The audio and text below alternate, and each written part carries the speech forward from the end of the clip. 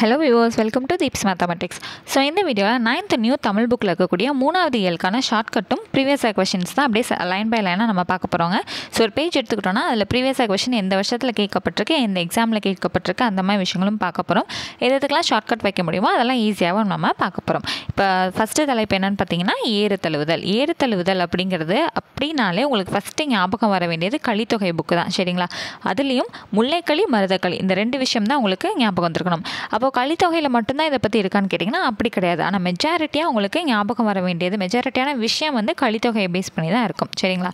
சரி, இப்போ ஏறுதழுவுதல் அப்படின்னா இப்போ நம்ம ஜல்லிக்கட்டுன்னு இப்போ ரீசெண்டாக சொல்கிறோம் இல்லைங்களா, அதுதான். ஸோ அதுதான் நம்மளோட தமிழரோட அடையாளம் அப்படிங்கிற விஷயம் உங்களுக்கு நல்லாவே தெரிஞ்சது தான்.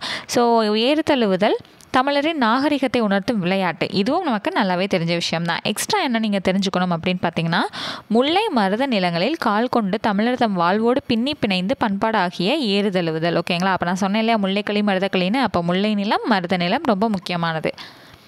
சங்க இலக்கியங்களில் இடம்பெற்றிருக்கக்கூடிய ஒன்று தான் இது. ஸோ நான் சொன்னேன்னா கலித்தொகையில் தான் வந்து இடம்பெற்றிருக்குன்னு.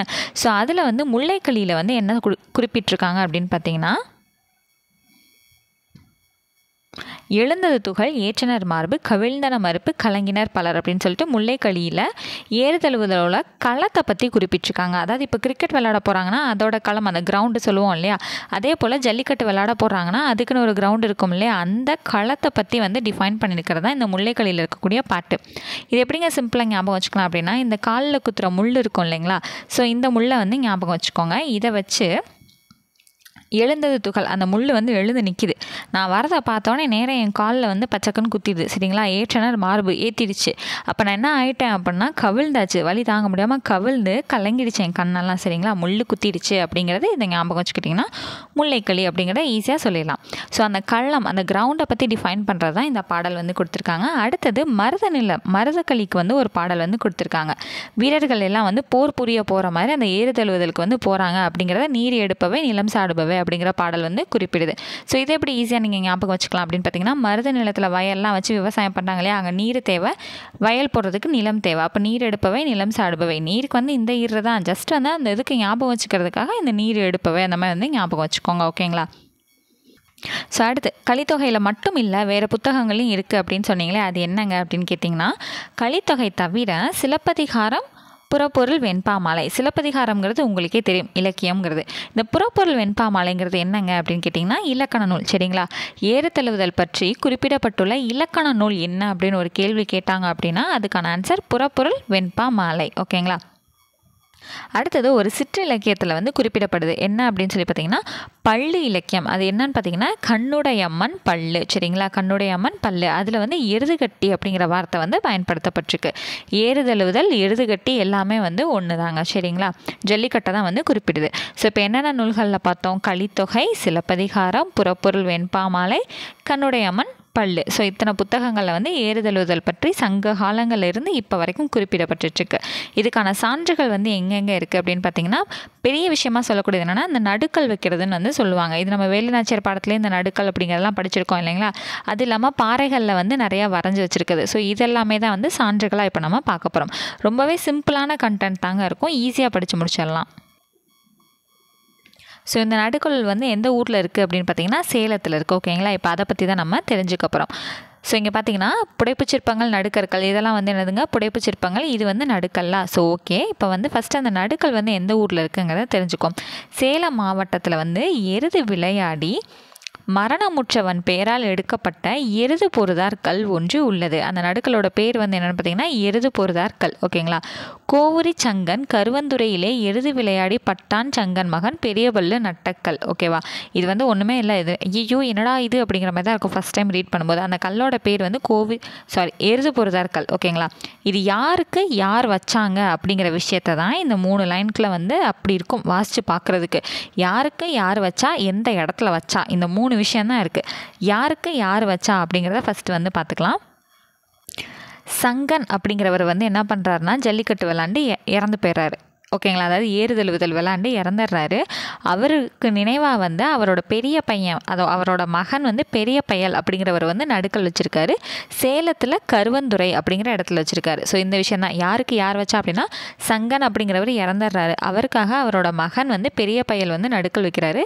சேலம் மாவட்டத்தில் கருவந்துறையில் வந்து வைக்கிறாரு. இவ்வளோதாங்க இது விஷயம். அது பேர் வந்து எருது பொறுத்தார்கள். அவ்வளோதான். ஓகேவா.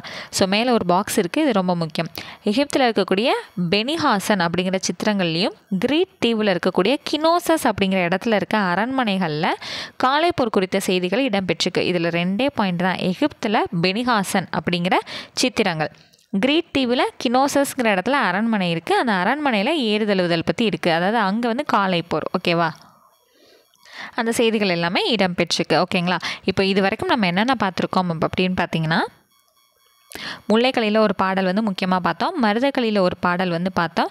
அதுக்கப்புறம் எந்தெந்த புத்தகங்கள் கலித்தொகை, சிலப்பதிகாரம், புறப்பொருள் வெண்பாமாலை, கண்ணுடையம்மன், பள்ளு இது வந்து முக்கியமாக பார்த்தோம். அதுக்கப்புறம் சேலத்தில் கருவந்துறையில் பெரிய பயல் வந்து அவங்க அப்பாவோட இறப்புக்காக சங்கன் அப்படிங்கிறவரோட இறப்புக்காக நடுக்கல் வந்து வச்சுருக்காரு. இவ்வளோ விஷயங்கள் பார்த்துருக்கோம். அதுக்கப்புறம் எகிப்தில் வந்து பெனிஹாசன் சித்திரங்கள், கிரீட் தீவில் கினோசஸ் அப்படிங்கிற இடத்துல இருக்கக்கூடிய அரண்மனையில் காளைப்போர் பற்றின சித்திரங்கள் எல்லாம் இருக்குன்னு பார்த்தோம். இப்போ அடுத்து நம்ம பார்க்க போகிற ஒரு 3 பாயிண்ட் வந்து ரொம்ப ரொம்ப முக்கியம். தமிழில் இதெல்லாம் கேட்குறாங்களா அப்படின்னு சொல்லி கேட்டிங்கன்னா, யூனிட் 8க்கு இதெல்லாம் அவ்வளோ முக்கியமான ஒரு விஷயங்க. இதெல்லாம் எந்த பாயிண்ட்டையும் ஸ்கிப் பண்ணக்கூடாது. இந்த லெசன்லையுமே வந்து ப்ரீவியஸ் இயர் கொஸ்டின் இருக்குது. இந்த லெசன்லேருந்து ப்ரீவியஸ் இயர் கொஸ்டின் எப்படி கேட்டிருக்காங்க அப்படின்னு பார்த்தீங்கன்னா, ஒரு லைன் இருக்குன்னா அந்த வார்த்தையை வந்து அப்படியே மாற்றி போட்டு ஷஃபில் பண்ணி கொடுத்துருப்பாங்க. அதை அப்படியே ஆர்டர் பண்ணி அரேஞ்ச் பண்ணி எழுதுகிற மாதிரியான விஷயங்கள் வந்து நமக்கு கொடுக்கப்பட்டிருக்கு. அது வந்து லாஸ்ட்டில் இருக்குது. நான் உங்களுக்கு காட்டுறேன். ஸோ ஃபஸ்ட்டு பாயிண்ட் வந்து பார்த்திங்க அப்படின்னா, கூரிய கொம்புகளும் சிலிர்த்த தமிழ்களும் கொண்ட 3 எருதுகளை பலர் கூடி விரட்டுவது போன்ற பண்டைய ஓவியம் நீலகிரி மாவட்டம் கோத்தகிரி அருகேயுள்ள கரிக்கையூரில் காணப்படுகிறது. ஸோ இந்த படம் இப்போ முன்னாடி பார்த்தோம் இல்லைங்களா, 3 காளைகள் 1, 2, 3 இந்த 3 காளையை வந்து பல பேர் வந்து கூடி விரட்டுற மாதிரியான இமேஜ் வந்து எங்கே கிடச்சிருக்கு அப்படின்னு பார்த்தீங்கன்னா, அதாவது பாறை ஓவியம் எங்கே கிடச்சிருக்கு அப்படின்னு பார்த்தீங்கன்னா, நீலகிரி மாவட்டம் கோத்தகிரி அருகே இல்லை கரிக்கையூரில் வந்து இருந்திருக்கு. எல்லாமே கிரி கரி கிரின்னு தான் வந்திருக்கும். இங்கே பாருங்கள், கிரி கிரி கரி. ஓகேவா. இதை வச்சு ஞாபகம் வச்சுக்கோங்க. நீலகிரி, கோத்தகிரி, கரிக்கையூர். ஓகேங்களா. சரி, அடுத்து இதில் ஒரு பாயிண்ட் முடிச்சாச்சா. அடுத்த செகண்ட் பாயிண்ட் என்னென்னு பார்த்தீங்கன்னா, திமிழுடன் கூடிய காளையொன்றை ஒருவது அடக்க முயல்வது போன்ற ஓவியம் மதுரை மாவட்டம் உசிலம்பட்டி அருகே கல்லூத்து மேட்டுப்பட்டியில் கண்டறியப்பட்டுள்ளது. திமிழுடன் கூடிய காளையை அந்த ஒரு காளையை ஒருத்தர் வந்து அடக்குறாங்க. 1க்கு 1, 1:1. ஓகேவா. அது எங்கே அப்படின்னா, ஒத்தை கொத்த வரியா அப்படின்னு வந்து மதுரையில் வந்து கெத்தாக கூப்பிடுவாங்க. ஸோ அந்த மாதிரி வந்து ஞாபகம் வச்சுக்கோங்க. ஸோ மதுரையில் உசிலம்பட்டி, கல்லூத்து மேட்டுப்பட்டி. ஸோ இந்த 3 வந்து ரொம்பவே ஃபெமிலியரான பேர் தான். ஸோ இதுக்கு எந்த ஷார்ட்கட்டும் தேவையில்லை.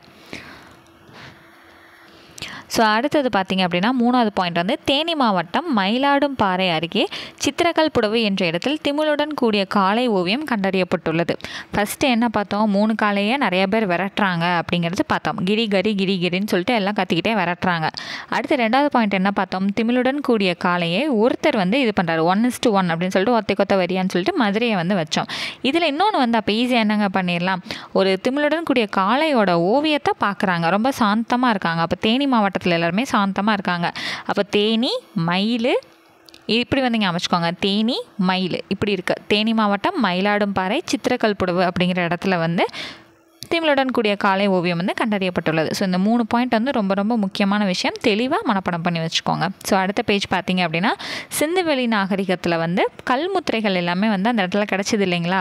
அகலாய்வு செஞ்சப்போ கல்முத்திரைகளில் வந்து இந்த ஏறுதழுவுதல் பற்றின முத்திரைகள் எல்லாமே அந்த நாணயங்களில் வந்து இருந்திருக்கு. அதை பற்றி கூறினவர் வந்து யாருன்னு பார்த்தீங்கன்னா, ஐராவத மகாதேவன். ஓகேங்களா. அடுத்து பார்த்திங்கன்னா 3 இடங்கள் வந்து இடம்பெற்றிருக்கும். முல்லை நிலம், மருத நிலம், பாலை நிலம் சொல்லிட்டு. முல்லை நிலத்தோட அடையாளம் மருத நிலத்தில் வேளாண்மை, பாலை நிலத்தில் போக்குவரத்து. இந்த 3 விஷயம். முல்லைனா அடையாளம், மருதம்னா வேளாண்மை, பாலைனா போக்குவரத்து. இந்த 3 விஷயம் மட்டும் இதில் தெரிஞ்சு அண்டர்லைன் பண்ணி வச்சுக்கோங்க. அடுத்து இதில் எது முக்கியம் அப்படின்னு பார்த்தீங்கன்னா, இல்லை ஜஸ்ட் வந்து ஜல்லிக்கட்டு அது இதுன்னு சும்மா அது எப்படி விளையாடுவாங்க அந்த மாதிரி தான் இருக்கும். இதெல்லாம் நமக்கு பெரிய வந்து முக்கியம்லாம் கிடையாது. அடுத்தது வந்து எந்த நாட்டில் இந்த ஏறுதழுவுதல் அப்படிங்கிறது தேசிய விளையாட்டாக இருக்குது அப்படின்னு பார்த்தீங்கன்னா, ஸ்பெயின் நாடு. ஓகேங்களா. ஸ்பெயின் நாட்டில் ஜல்லிக்கட்டுங்கிறது வந்து தேசிய விளையாட்டாக இருக்குது. ஸோ அந்த ப்ரீவியஸாக கொஸ்டின் ஒன்று இடம்பெற்றிருக்குன்னு சொன்னேன் இல்லைங்களா. ஸோ அது இங்கே தான் இருக்குது.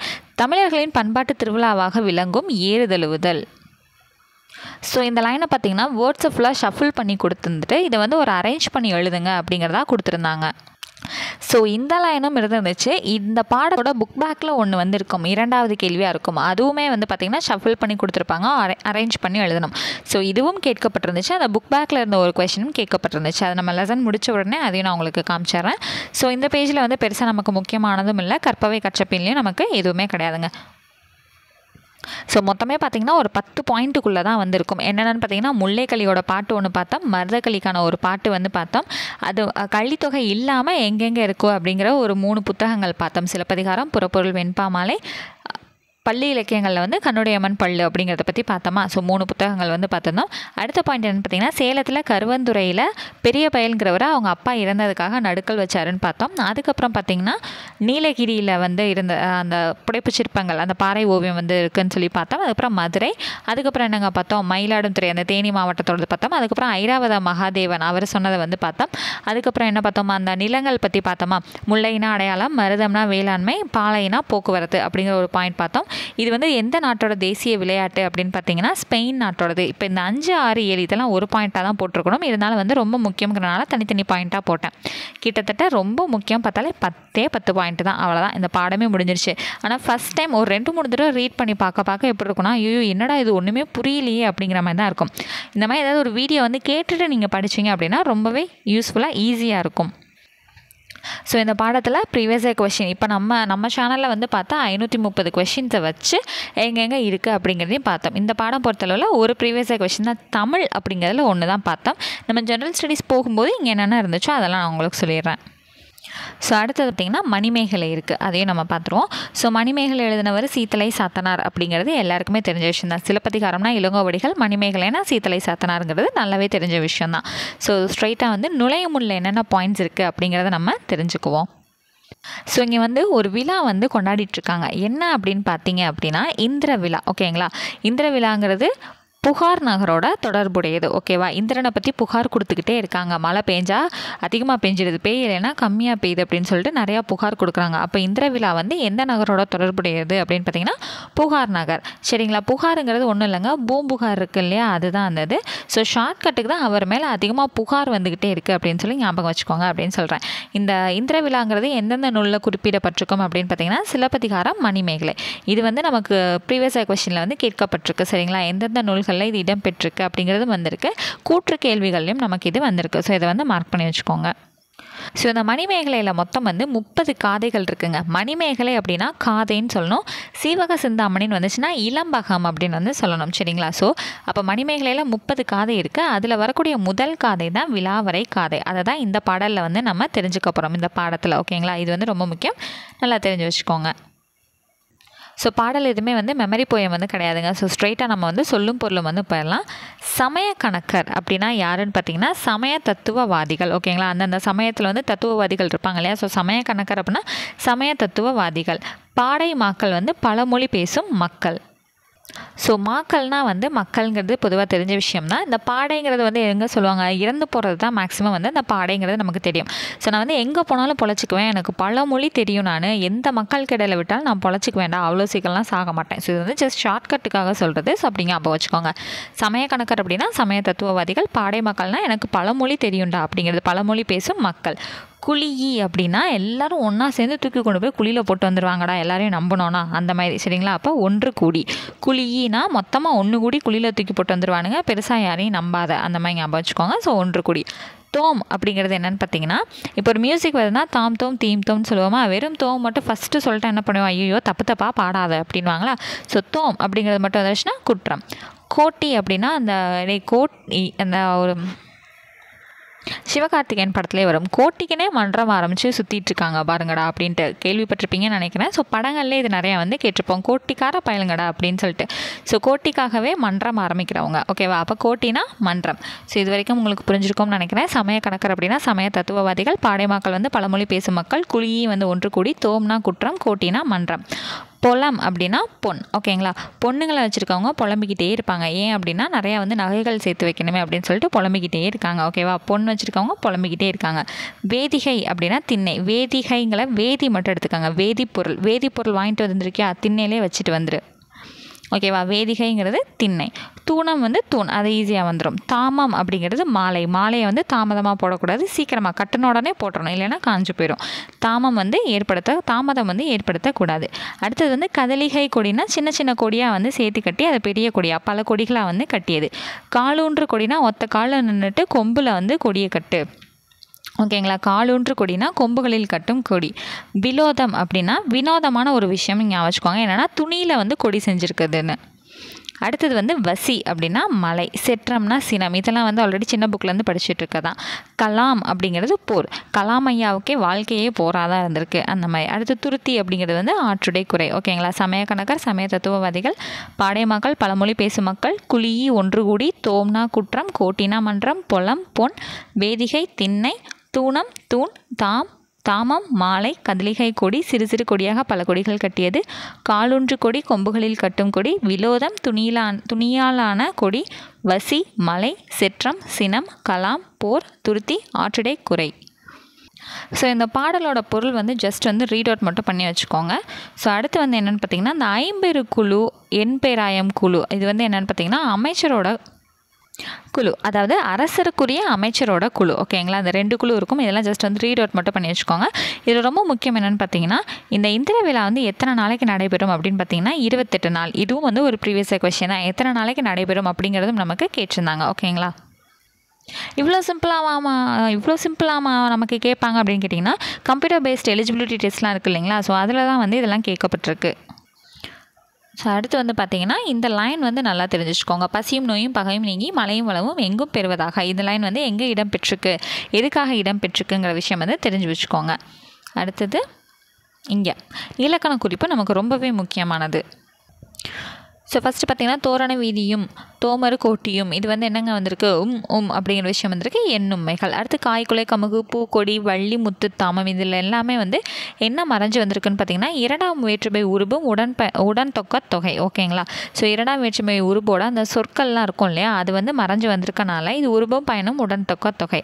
அடுத்தது மாற்று மின் பரப்பு மின். இந்த மின் ஏவல் வினைமுற்றுகள். உருபொருள் உரு அப்படிங்கிறதே வந்து உரிசொல் தான். அப்போ உருபொருளுக்கு வந்து என்ன இலக்கண குறிப்புன்னு பார்த்திங்கன்னா உரிசொல் தொடர். அடுத்தது தாழ் பூந்துரை. இது வந்து ஆடும் கொடி ஆடிய கொடி. ஸோ இந்த மாதிரி காலங்கள் வந்து பிரித்து பார்ப்போம் இல்லைங்களா. ஸோ அதே போல் தாழ் பூந்துரை அப்படிங்கிறதும் வந்து என்ன வரும்னா வினைத்தொகை. சரிங்களா. பாங்கறிந்து பாங்கினை அறிந்து அப்படின்னு வரும். அதனால் என்னதுங்க, அந்த ஐங்கிறது எதுக்குள்ளே ஒளிஞ்சு வந்திருக்கு, 2ஆம் வேற்றுமை தொகை. ஓகேவா. அடுத்தது நன்பொருள் தன்மணல் நல்லுரை. இது எல்லாமே பண்பு தொகை. கலரு குணம் இந்த மாதிரி விஷயங்களை மறைச்சி வர்றது வந்து பண்பு தொகை. அவ்வளோதான். அடுத்து வந்து இந்த பரப்பு மின் அரைந்தனன். இதிலேருந்து நீங்கள் என்ன தெரிஞ்சுக்கணும் அப்படின்னா, இந்த பகுதிங்கிறது இருக்கு இல்லையா, இது வந்து வேர்ச்சொல். பரப்பு மின்னுக்கான பகுதி சொல்லு அப்படின்னு கேட்டாங்கன்னா பரப்பு. அரைந்தனனுக்கான பகுதி சொல்லு வேர்ச்சொல் சொல்லு அப்படின்னு கேட்டாங்கன்னா அரை பரப்பு. ஓகேவா. அடுத்து இதில் லாஸ்ட் இயர் குரூப் 4 வந்து நமக்கு ஒரு கேள்வி வந்து கேட்கப்பட்டிருக்கு. சரிங்களா.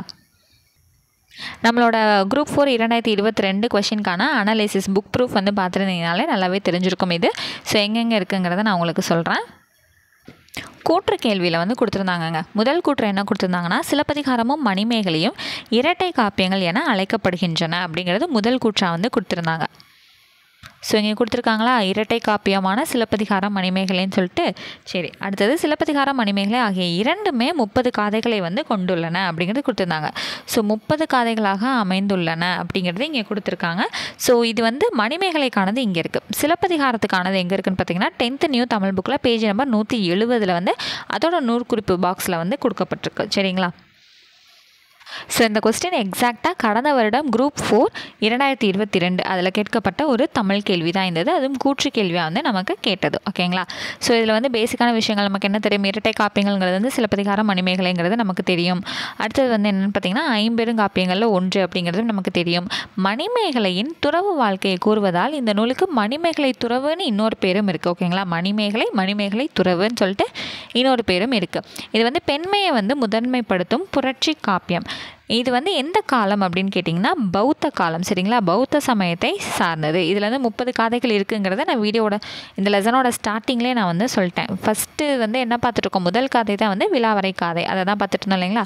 சரி, இப்போ ஆசிரியர் வந்து யார் அப்படின்னு பார்த்தீங்கன்னா கூலவாணிகன் சீத்தலை சாத்தனார். அதாவது மதுரை கூலவாணிகன் சீத்தலை சாத்தனார் அப்படிங்கிறது பெருசாக வந்து வரும். இதில் சாத்தான் அப்படிங்கிறதா வந்து சாத்தனார் அப்படிங்கிறதா வந்து என்னன்னு பார்த்தீங்கன்னா இவரோட இயற்பெயர். சீத்தலைங்கிறது அவர் வந்து பிறந்த ஊர், திருச்சிக்கு பக்கத்தில் இருக்கக்கூடிய சீத்தலைங்கிற ஊரில் வந்து பிறந்தார். கூலவாணிகன் அப்படிங்கிறது மதுரையில் தானியம் வந்து விற்று வாழ்ந்துட்டு இருந்தார், அதனால மதுரை கூலவாணிகன். ஓகேங்களா, இதுதான் இவரோட பெயர் காரணம் ஃபுல்லாகவே. ஸோ அடுத்த லைனில் பார்த்தீங்கனாலே தெரியும், சாத்தான் அப்படிங்கிறது வந்து இவரோட இயற்பெயர். திருச்சிராப்பள்ளியை சேர்ந்த சீத்தலைங்கிற ஊரில் வந்து பிறந்து மதுரையில் வாழ்ந்தவர். கூலவாணிகம்னா கூலம்ங்கிறது தானியம். ஓகேங்களா, கூலவாணிகம் அப்படிங்கிறது கூலம்ங்கிறது தானியம், வாணிகம்ங்கிறது வந்து விற்கிறது. சரிங்களா, அப்போ தானியத்தை வந்து வித்துட்டு இருந்தார். அடுத்து இந்த காரணத்தினால மதுரை கூலவாணிகன் சீத்தலை சாத்தனார் அப்படின்னு சொல்லி இவர் அழைக்கப்பட்டுருக்காரு. அடுத்தது சிலப்பதிகாரத்தை இயற்றிய இளங்கோவடிகளும் இவரும் சம காலத்தவர். இது வந்து பேசிக் எல்லாருக்கும் தெரிஞ்ச விஷயம் தான். இளங்கோவடிகளும் சீத்தலை சாத்தனாரும் ஒரே காலத்தை வந்து சேர்ந்தவங்க. ஸோ இளங்கோவடிகள் சீத்தலை சாத்தனாருக்கு என்னென்ன பெயர்கள் சூட்டியிருக்காருன்னு பார்த்தீங்கன்னா தண்டமிழ் ஆசான், சாத்தான், நன்னூர் புலவன் என்று இளங்கோவடிகள் சாத்தனாரை பாராட்டியுள்ளார். ஸோ நன்னூர் புலவன் அப்படின்னோடனே நன்னூலர் பவனந்தி முனிவருக்கு பெயரக்கூடாது. நன்னூர் புலவன்கிறது வந்து இளங்கோவடிகள் சீத்தலை சாத்தனாருக்கு இட்ட பெயர்கள். சரிங்களா, சரி, அடுத்து வந்து ஒரு முக்கியமான பாயிண்ட்டு, அறம் எனப்படுவது யாதென கேட்பின் அப்படிங்கிற லைன் வந்துருச்சு அப்படின்னாலே அது மணிமேகலையிலேருந்து எடுக்கப்பட்டது.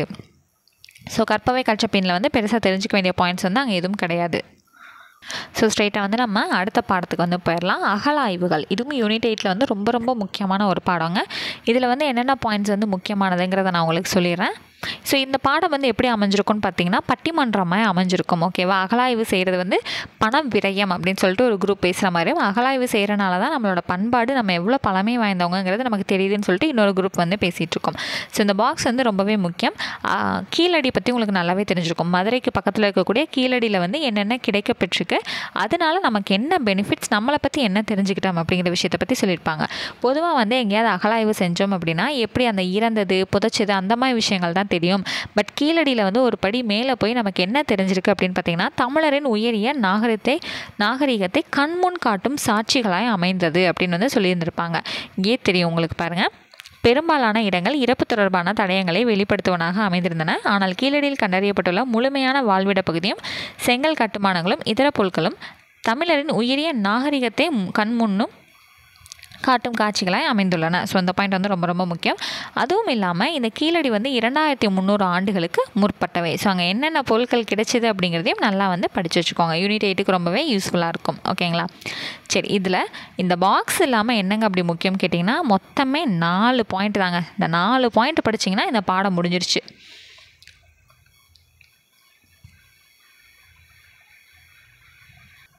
அந்த 4 பாயிண்ட்டுக்கு முன்னாடி இன்னொரு முக்கியமான விஷயம், அறிவை விரிவிசை அப்படின்னு யார் கூறினாங்க அப்படின்னா பாவேந்தர். அறிவை விரிவிசைன்னு சொல்லிட்டு பாவேந்தர் பாரதிதாசன் வந்து சொல்லியிருக்காரு. ஓகேங்களா, சரி, இப்போ அந்த 4 முக்கியமான பாயிண்ட் பார்த்தா முடிஞ்சிடும்னு சொன்னால் அதை பற்றி தான் நம்ம பார்க்க போகிறோம். 1863 ராபர்ட் ப்ரூஸ்புட் அப்படிங்கிறவர் வந்து சென்னை பல்லாவரத்தில் கற்கருவிகள், அந்த கற்கருவிகளையும் சில எலும்புகளையும் வந்து கண்டுபிடிச்சிருக்காரு. இந்த கற்கருவி தான் இந்தியாவிலே கண்டுபிடிக்கப்பட்ட முதல் கற்கருவி. சரிங்களா, அதாவது கல் ஆயுதம். ஓகேவா, யார் கண்டுபிடிச்சா? ராபர்ட் ப்ரூஸ்புட் கண்டுபிடிச்சாரு. 1863 பல்லாவரத்தில் வந்து கண்டுபிடிச்சிருக்காரு. அடுத்து பார்த்தீங்கன்னா இந்த கல்லாயுதத்தை கண்டுபிடிக்கிறதுக்கு முன்னாடியே ரோமானியர்கள் வந்து பழங்காசுகளை வந்து கோயம்புத்தூரில் வந்து நம்ம கண்டுபிடிச்சிருக்கோம். சரிங்களா, ரோமானியர்கள் பயன்படுத்தப்பட்ட பழைய காசுகளை வந்து கோயம்புத்தூரில் வந்து கண்டுபிடிச்சிருக்கோம். அரிக்கமேடில் நடந்த அகலாய்வில் வந்து ரோமானியர்களோட மட்பாண்டங்கள் தான் கிடச்சிருக்கு. அப்போ ரோமானியர்களுக்கும் நமக்கும் இருந்த வணிக தொடர்பு பற்றி நம்மளால் தெரிஞ்சுக்க முடியுது. இது எங்கே கிடச்சிருக்கு? அரிக்கமேடில். சரிங்களா, அடுத்தது வந்து 1914 ஆதிச்சநல்லூரில் நடத்தப்பட்ட அகலாய்வில் நிறைய முதுமக்கள் தாளிகள் வந்து நமக்கு கிடச்சிருக்கு. ஸோ 4 பாயிண்ட் அவ்வளோதான். ஃபஸ்ட்டு என்ன சொன்னேன், 1863 சென்னை பல்லாவரத்தில் கல்லாயுதமும் சில எலும்புகளும் ராபர்ட் ப்ரூஸ்புட் வந்து கண்டுபிடிக்கிறாரு. அந்த கல்லாயுதம் தான் இந்தியாவில் கண்டுபிடிக்கப்பட்ட முதல் கல்லாயுதமாக வந்து கருதப்படுது. அடுத்து பார்த்திங்கன்னா 1914 ஆதிச்சநல்லூரில் நடத்தப்பட்ட அகலாய்வில் ஏராளமான முதுமக்கள் தாளிகள் கிடச்சிச்சு. இது ரெண்டும் வருஷத்தை பேஸ் பண்ணுது. இன்னொன்று என்னங்க கிடச்சிது, அரிக்கமேட்டில் ரோமானியர்களோட காசுலாம் வந்து நமக்கு கிடச்சிது. மாற்றி சொல்லிட்டேன். அரிக்கமேட்டில் ரோமானியர்களோட மட்பாண்டங்கள் வந்து கிடச்சிது. கோயம்புத்தூரில் தான் ரோமானியர்களோட காசு வந்து கிடச்சிருக்கு. சரிங்களா, மொத்தமே 4 பாயிண்ட்டு. இன்னொன்று வந்து என்னது, அறிவை விரிவிசை அப்படின்னு சொல்லிட்டு பாவேந்தர் பாரதிதாசன் வந்து சொல்லியிருக்காரு. ஸோ இன்னும் ஒரே ஒரு பாக்ஸ் மட்டும் பார்த்தோன்னா இந்த பாடம் வந்து முடிஞ்சிடும். சரிங்களா, இது வந்து ஆக்சுவலாக நம்மளோட ப்ரீவியஸ் கொஷினில் வந்து ஒன்றுங்க. இந்த பாக்ஸு ரொம்ப ரொம்ப முக்கியமானது. ஸோ பட்டி மண்டபம் அப்படின்னா என்னென்னு பார்த்தீங்கன்னா, இந்த காலத்தில் பட்டிமன்றம் சொல்கிறோம் இல்லையா, அதுதான் வந்து அப்போ பட்டி மண்டபம் அப்படின்னு வந்து அழைக்கப்பட்டது. இந்த பட்டி மண்டபம் அப்படிங்கிற வார்த்தை 4 புக்கில் வந்து இடம்பெற்றிருக்கதா இங்கே வந்து குறிப்பிட்டிருக்காங்க. எங்கே அப்படின்னு பார்த்தீங்கன்னா, சிலப்பதிகாரம், மணிமேகலை, திருவாசகம், கம்பராமாயணம். அவ்வளோதான் இந்த 4 புக்கு. இந்த பட்டி மண்டபம் அப்படிங்கிற வார்த்தை சிலப்பதிகாரம், மணிமேகலை, திருவாசகம், கம்பராமாயணம். கம்பராமாயணத்தில் பாலகாண்டம். ஓகேங்களா, இதை மட்டும் தெரிஞ்சு வச்சுக்கிட்டிங்கன்னா போதுமானது. ஸோ அவ்வளோதாங்க, இந்த பாடமே வந்து முடிஞ்சிருச்சு. வேறு எதுவுமே இல்லை இதில். பழையன கழிதலும் புதியன புகுதலும் இதை வந்து யார் எதுலங்க சொல்லியிருப்பாங்க, நன்னூலில் வந்து சொல்லியிருப்பாங்க இல்லையா. நன்னூல் எழுதினவர் யார், பவணந்தி முனிவர்.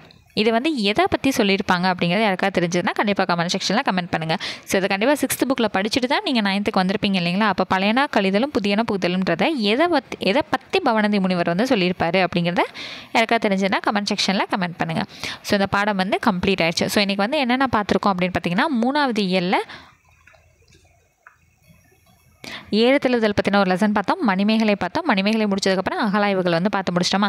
ஸோ இன்றைக்கான கிளாஸ் வந்து இது போதுங்க. ஸோ நெக்ஸ்ட் கிளாஸில் வந்து வல்லின மிகுமிடங்கள், இந்த பாக்ஸ் எல்லாம் எப்படிங்க படிக்கிறதுனே தெரிலங்க அப்படின்னு ஃபீல் பண்ணுறவங்களுக்கு வந்து நான் ஒரு சூப்பரான ஒரு ஷார்ட்கட் வந்து சொல்கிறேன். இதை முடிச்சதுக்கப்புறம் புக் பேக்ஸ் இருக்கும், அதுக்கப்புறம் வந்து திருக்குறள் இருக்கும். ஸோ அதை ஃபுல்லாக வந்து நம்ம நெக்ஸ்ட் வீடியோவில் வந்து கண்டினியூ பண்ணி ஃபினிஷ் பண்ணிடலாம். ஸோ நெக்ஸ்ட் கிளாஸில் மீட் பண்ணுறேன். தேங்க்யூ.